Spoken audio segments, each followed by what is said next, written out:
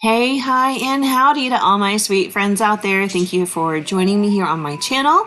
And if you are new, welcome, welcome, welcome. Thank you for checking out what I've got here. My name is Courtney. I do food and kitchen content, grocery hauls, what's for dinners, and some meal prep, things like that. If you like that kind of stuff, make sure you stick around. I've got tons of playlists, tons of videos on my channel. All right, y'all. Every Saturday, I drop one of these What's for Dinner videos. I film the meals that I have made for my family, or at least the ones worth filming. 3 meals I made this week all had leftovers. And then other than that, we had like biscuits and gravy one night. And I made that many times on my channel. You guys know how to make it. It's nothing spectacular. So I didn't film that one. Typically over the weekend, I don't necessarily film everything we eat, but you can find those bigger meals on my meal prep videos. So if you're interested in that kind of fun food and stuff like that, make sure you check those out. All right, so for the first meal of the week, we're making these fish cakes. I will link the recipe down below. I found it on Pinterest.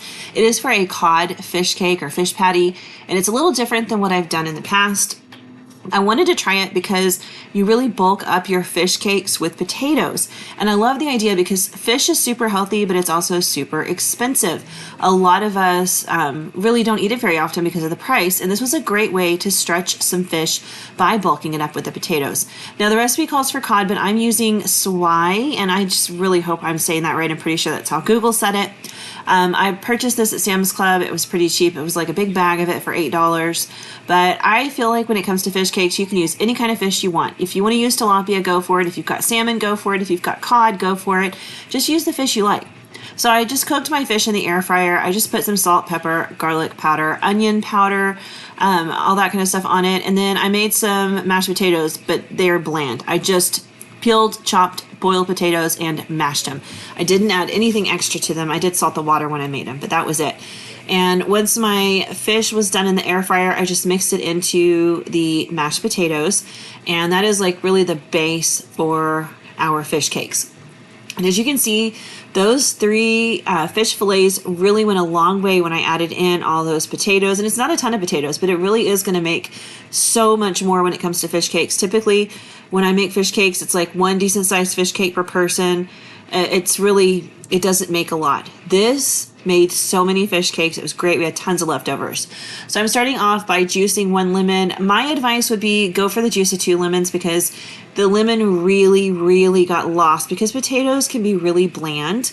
I just really wasn't getting the lemon very much, and I love it when it comes to fish. On this plate, I have some minced parsley, minced capers, minced onion, and the zest from that lemon. I'm going to mix all of that right into the potato fish mixture. Those are our herbs and seasonings, that sort of thing, just to kind of boost the flavor. Fresh herbs are great. If you had any other kind of fresh herb you want to mix in here, that's fantastic too. I typically try to have parsley on hand just because I think it kind of goes with everything. I'm also adding in some salt and pepper. Make sure you salt this because, like I said, potatoes can be bland. I also added in just a little bit of this Italian seasoning that I use. It's a Kinder's Italian blend, and it has like a little bit of lemon peel and stuff in it. I have it linked below, but I can only find it at Sam's Club. So if you are not a Sam's Club member, I am very, very sorry. I could not find anywhere else to get it. I also added in a bit of Dijon mustard. I didn't taste that either, so I would definitely say add a little bit more than what the recipe calls for because I did notice that I could have used like a little more zip and zing to these. They were super good, but definitely would have liked a little bit more punch of the vinegariness of the mustard or the acidity of the lemon. I also added in a bunch of dried dill. I went above and beyond what the recipe called for because I love dill, but you add in as much or as little as you like. I did 2 eggs. Of course, those are our binders. And then it called for breadcrumbs. I'm obviously not measuring my breadcrumbs. I am eyeballing it because I can tell at this point in my life I have been making patties of one kind or another. I can tell if it is going to stick together or not and if I need to add more breadcrumbs or not. I find when you're doing things like this, whether it's like baking or making a patty or something like this, you just learn to tell because sometimes they'll call for a cup of breadcrumbs and it's too much or it's too little. Little things change it, like, you know, even the humidity in the air. So one thing is to kind of get to know your food. It does help quite a bit. So I just eyeballed that. And now I'm just shaping my patties. I just made them just like hamburger patties, kind of. I'm pretty generous with them, and I do believe I got a total of 10 from this, which is quite a bit. There's only 3 people in my household that were eating these, and we did have some really great leftovers. It turns out that my oldest son really, really liked these. I wasn't sure he would. He likes fish, but he's kind of like on the fence about fish patties. He likes the ones I've made in the past, but he's always a little bit leery, but he loved these. So I just put them in a skillet, as you can see there, with just a little bit of oil on the bottom. And then I cook them until they develop some deep, rich brown color. You really want to get some good color on them because that color not only adds like a great crunchy texture, but it's also part of the flavor. Whenever you caramelize food like that, it really amps up all of the flavors and just brings something new and special to the dish. So I did leave mine. I didn't touch them for probably about 2 to 3 minutes per side to really develop that color. So while they were cooking away, I made a dipping sauce, and I'm kind of winging this one, but there is a recipe within this for a different kind of dipping sauce if that's what you want to use. I started with mayonnaise, and to it I added some Dijon mustard, some dill, a little bit of thyme. The original recipe did call for thyme, so I did add some in.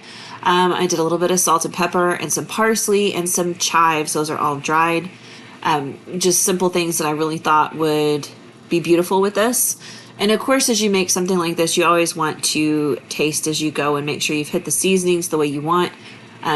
Mayonnaise can kind of be overpowering, and you want all the flavors to stand out. I'm also adding in some capers. You can totally skip that if you want, or just do dill pickle. I love a good caper. I love pickled things. I'm a big fan of that in a lot of settings. So I just went ahead and added some in here since there was already some in the fish cakes. And that just kind of like mirrors the flavors there and brings it all together.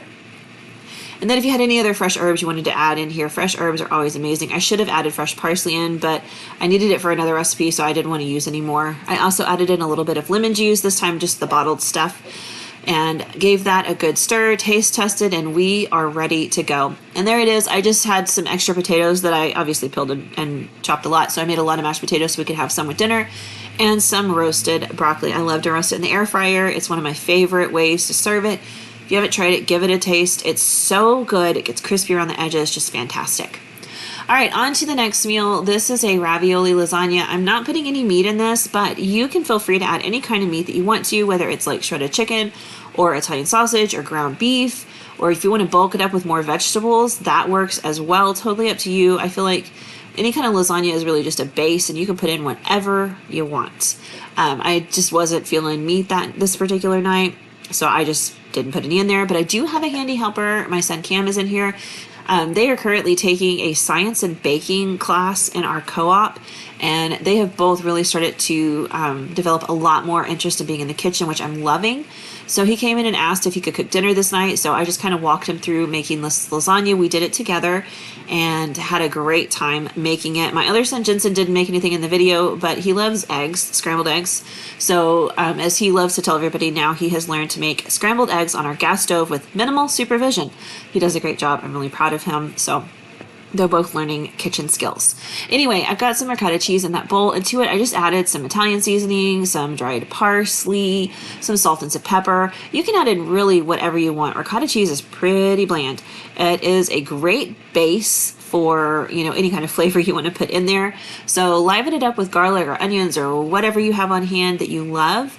You're also going to want to put an egg in there. It makes a good binder. It kind of holds the cheese filling together a little bit more, so it's a little less oozy and a little more just kind of holding its layer.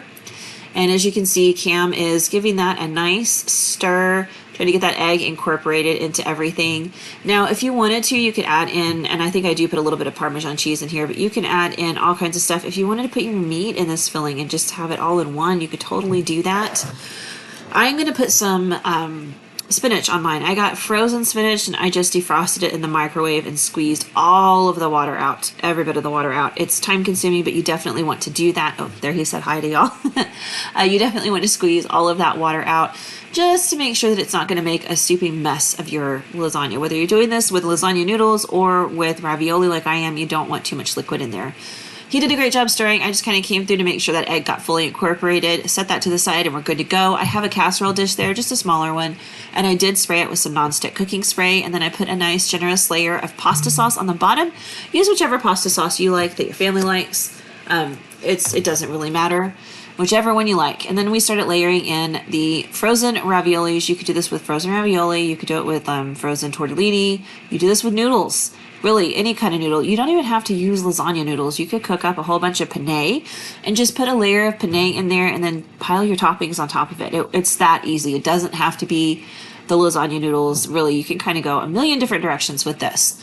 So I did put a bunch of my cheese mixture on there. I'm going to top it with some of the pasta sauce and, of course, some shredded mozzarella cheese as well. We want lasagna to be nice and cheesy. And then I realized at this point, oh, I forgot the spinach, which I had spent all of that time defrosting and wringing out. So I did go back and grab it and go ahead and add it to our lasagna. I just kind of sprinkled it in there. Be as generous as you want. You can put whatever vegetables in there that you like. If you're feeling like squash or zucchini, I would say salt them and pat them dry to get some of the moisture out of there before you put them in here. But I have made vegetarian lasagna before with them, and they are just a fantastic filler. Broccoli is great too. I just like to chop it down quite a bit. And then you just continue building layer upon layer upon layer until your lasagna is fully built. And I like to top it off with a pretty generous amount of cheese and sauce on the top, just because I don't want anything to burn. I also like to bake mine uncovered, just because I feel like it needs as much heat as it can get to really defrost those raviolis and to kind of cook everything all the way through. But if it starts browning too much, do feel free to put some foil on there just to kind of keep it from burning.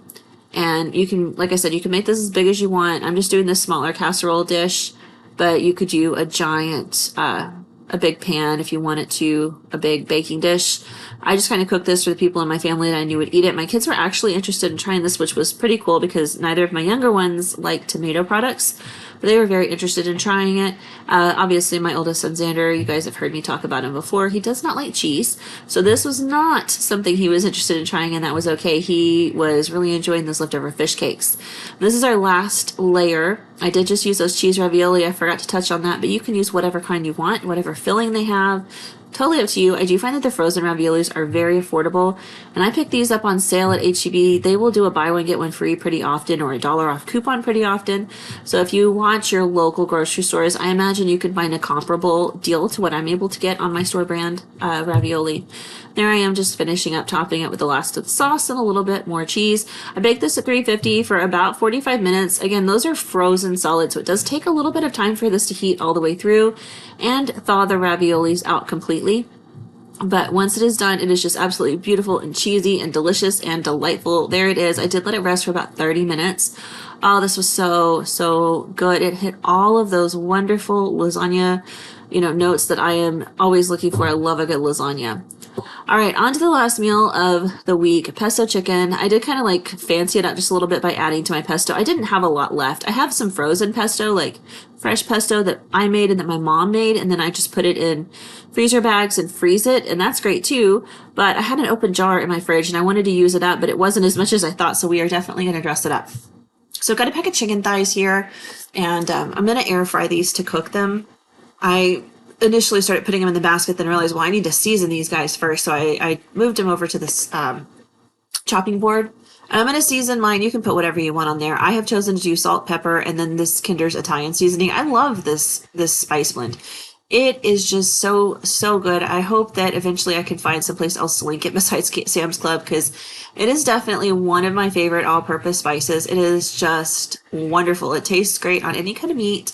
It tastes great whether you're doing something Italian or if you're just grilling it. I mean, it's just got so much wonderful flavor. But I very generously seasoned these chicken thighs, and I'm going to put them in the air fryer. And I cooked mine for about 25 minutes. I flip them halfway through. I do them at 375, and they come out like they've been grilled. Absolutely perfect. All right, so this is the last of that pesto. Like I said, it was not very much, just a little bit.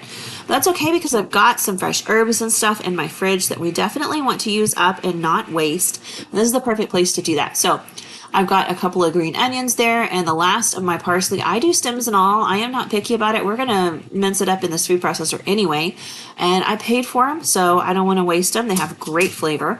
So I tossed all of that in there. Then I'm going to add some olive oil. This is just to kind of loosen it up and make it nice and saucy. We're going to keep that on hand because as we mix this, we may need to add more olive oil to it. I also like to add a little bit of ice in mine, and I'm not sure I showed that, but I do put a couple of, I blend it first, and then I put a couple of ice cubes in there and blend it some more, and it kind of aerates it a little bit. It's really nice. I'm throwing some capers in there because I have them and I like them. I was going to do a bunch of lemon juice, but I was like, you know what? Those capers are going to be beautiful in there. So I threw about a tablespoon or so of those in there. There's another ingredient. So I'm going to put some almonds in here in a minute. You'll see them. I put some garlic in as well. But You can put any kind of nut in here. I think traditionally pesto calls for pine nuts. In the past, I've used walnuts pretty often, but I did have these almonds in the front of my pantry just kind of staring at me. So today we're using almonds. I also threw in just a little bit of that Kinder's Italian seasoning just to kind of mirror what we put on the chicken. A little bit of salt and pepper, and that pretty much does it. We're just going to blend this up in the food processor until it hits the consistency that we want. Like I said, you might need to adjust with a little bit more olive oil to get it to mix the way you want it to. And always taste to make sure it doesn't need any more salt and things like that. And scrape down the sides because that parsley likes to climb up the sides and go a little crazy. But this was so good, and it really, really came alive with those nice fresh herbs and onions and stuff. It helped just breathe new life into this, so I loved that. I just blended it until it was the saucy texture I want, and you guys know I like texture, so there are a bit of, not fully minced herbs in there, and I love it that way. And then I just put it off to the side in this dish because we are going to top our chicken with this beautiful pesto mixture here in a minute. So in case you're wondering, traditionally pesto is like pine nuts, basil, garlic, olive oil. You really can go a million different directions. So I watch Acre Homestead sometimes, and she makes a green onion pesto that just looks amazing. So feel free to kind of use any kind of herbs you have or whatever to make your own pesto at home any way you like it. Alright, so I also like to put some fresh sliced tomatoes on top of my pesto chicken. So I'm using a trick I have mentioned before. I'm slicing up these little tomatoes. These are like champagne sweet or something like that. I buy them at Sam's Club, but I'm slicing them up into these little nice bite-sized slices, putting them on a plate, and then I'm going to salt these, and it's going to pull a lot of the moisture out of them. Whenever I'm getting ready to top the chicken, I'll just kind of drain the moisture off the plate and then dab these with a paper towel because I don't want a bunch of moisture on top of this chicken other than what I'm putting on there. I don't want like a whole ton of liquid. I want the bottom of the chicken to keep that beautiful grilled texture, as you can see in that picture right there. So I made 6 chicken thighs, but 3 of them are going in the fridge. We're going to freeze those to make like some kind of chicken salad for lunch, like a salad, a green lettuce salad with chicken on it. That's always a hit for lunch at my household. And then the other 3, we're going to make this pesto chicken. So I'm going to smear just a bunch of this pesto on top of each of the pieces of chicken. And then we're going to top it with some mozzarella cheese. You don't have to do that, but I do really enjoy it. Of course, one of them will be cheeseless for my oldest son, Xander. And then we'll put those sliced tomatoes on top. I like for the tomatoes to be on the very top so that they roast when they're in the air fryer. You can do this in the oven as well. That's fine. I just prefer using the air fryer because it doesn't heat up my kitchen. And down here in Texas, while I know it's fall for a lot of you guys, it's not so much fall down here. We have a few fall-like hours of the day sometimes, and then every once in a while we'll get a little bit of fall-like weather, but it's still pretty warm. So if I don't have to use my oven, I'm just not going to right now. I'm going to pop these in the air fryer, and really they kind of grill in here, and it was such a good flavor. But I just cooked these in the air fryer for about 10 more minutes so the cheese got all ooey gooey and melty, and it gave the pesto a minute to kind of heat up on top of that chicken. And this was so delicious. Oh my goodness, so good. So much fresh flavor. I highly recommend, if you're able to, making all of your pesto from scratch instead of using any stuff from the jar, because the fresh stuff tastes a million times better. And there it is. There's my son Xander's. I make food early on Mondays and Wednesdays because he has night classes and he needs to eat at like 4 o'clock in the afternoon. So I made the food for him, and then I, as you can see, like meal prepped dinner for my husband and myself. I just put some green beans and the last of the mashed potatoes out there with it, and it was good to go. But that pretty much does it for this video. We had a lot of great meals. I hope you guys enjoyed them. Everything is linked down below or listed if it's a recipe of my own. So I hope you guys will try all of these dishes at home. Let me know what you think in the comments section. Thanks, guys. I will see you soon with another video. Bye.